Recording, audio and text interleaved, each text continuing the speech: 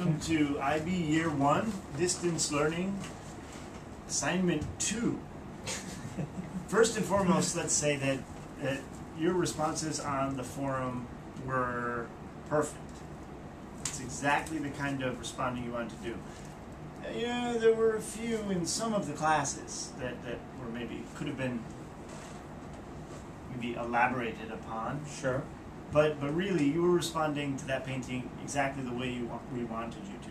And that doesn't mean that you were saying things that were correct. It was that you were doing it in the right way. You were looking at the painting, you were thinking about what it said or what it was trying to do, what it was trying to mean, and you thought also about the way that the artist was creating meaning through his techniques, through his brush strokes, through his use of light, use of color. So you were thinking of what that painting was saying about the world and how that painting was put together as a work of art. And that was great. Yeah, the focus on construction is probably the key. We tried to set it up where you were following small steps to get to that point. I think we were particularly impressed by the way that people were responding to one another's ideas and work as well. And also the way you were reflective and aware of how your own ideas may have changed, either as a result of what your classmates were writing or suggesting, but also maybe going through the different steps and coming at it from different angles. You were doing a great job even of quoting each other and of referring to detail in the painting. So you weren't just coming up with an idea, you were referencing aspects of the painting to back up your idea. You would say, yes, but I saw by the expression on their faces that, and so that was really perfect literary discussion. And I think what Dr. Allison is about to get to, really starting to look at different ways of approaching a literary text. Right, that's right, Dr. Shane. Again, I think we initially planned to sit here in front of the camera and actually talk about the painting itself, but we think you're doing a very fine job, and so we'll leave it at that. We really want to focus on the way that you drew attention to the way it was constructed, but also the way that there are different perspectives into recognizing components of how a text, in this case a painting, is put together. Depending on your backgrounds, and it could have been a little bit of what you focused on based on your initial impressions, based on the subsequent guiding questions that drew you into different directions. But all of you were adding, I don't know, more elaborate readings of that text, that painting text, and also modifying them as you went on, because you became aware, even if you weren't always overtly aware of it, but aware of how there are many ways and multiple perspectives of looking at a text, even when you disagreed with one another and chose to still maintain your own point of view in opposition to a classmate. You suddenly became aware that there were multiple perspectives and multiple ways of approaching the same text.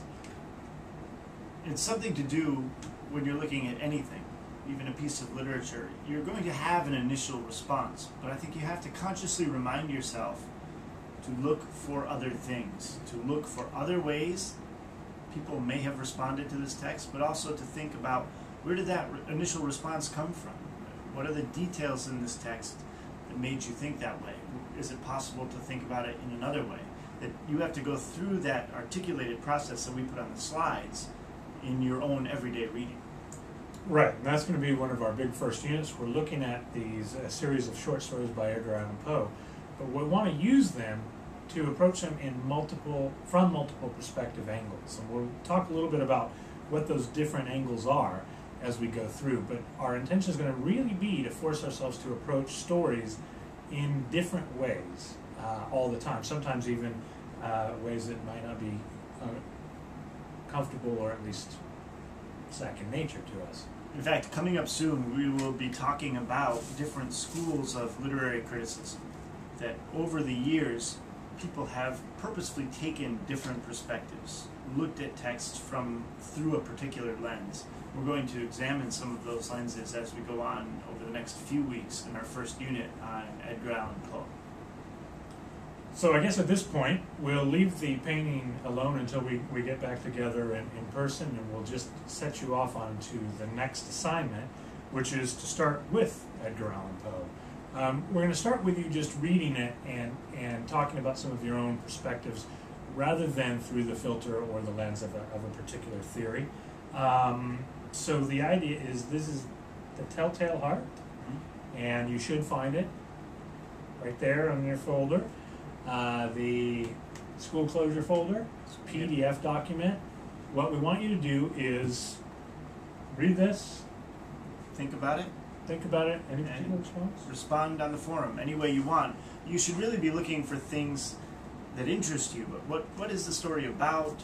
Are there important issues that are raised by the story? Are there particular details that you find striking or interesting in the story? Just really respond to it in an intelligent way, the way you responded to that painting. Right. Thinking about composition as well, even though this is a literary text rather than a visual text. Are there images of, well, a lot of you talked about, for instance, the use of light in the Velázquez painting. Are there uses of light or darkness in Poe? Are there absences that are noticeable? Are there Is the reader's attention drawn to the story in a particular way, to particular details? Oftentimes we read things and find something that is strange or confusing, and maybe our attention is being drawn to that element. Well, rather than ignoring it, try to think about what it means. what effect that might have at the very least. So there you go. Take that short story. It's not too long.